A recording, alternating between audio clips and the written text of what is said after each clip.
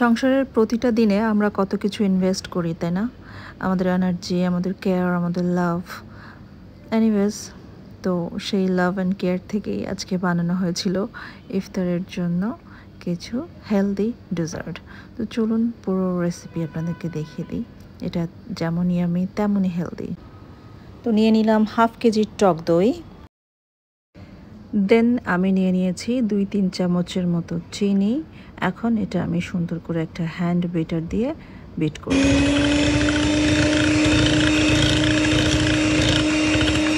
যখন টক দইটা একদম ফেটে যাবে, ক্রিমি একটা টেক্সচার চলে আসবে, তখন বুঝতে হবে যেটা হয়ে গেছে। তো অলমোস্ট এটা আমার শেষ। এখন আমি এর ভিতরে দিয়ে দিব চিয়া সিডস অ্যান্ড তোকমা।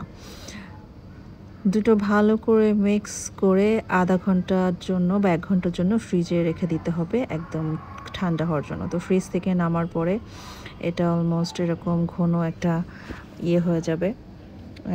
তারপরে দিয়ে দিতে হবে এখানে কিছু ফ্রুটস দিয়েছি আমি, যেমন খেজুর, কলা, তারপরে আপেল, তারপরে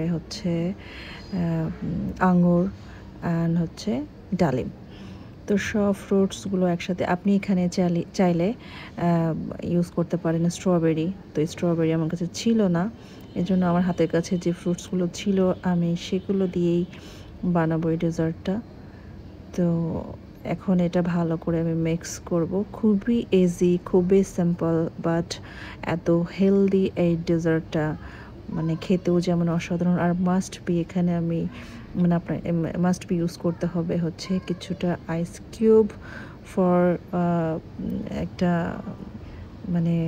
ইয়ামি বা ঠান্ডা ঠান্ডা একটা ফিলের জন্য।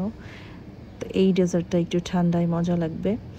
এটা ফ্রিজে রেখে দিতে হবে 1 ঘন্টার মতো বা 1.5 ঘন্টার মতন। আপনি ইফতারের আগে ফ্রিজ থেকে বের করে জাস্ট সার্ভ করুন ঠান্ডা ঠান্ডা ডেজার্ট।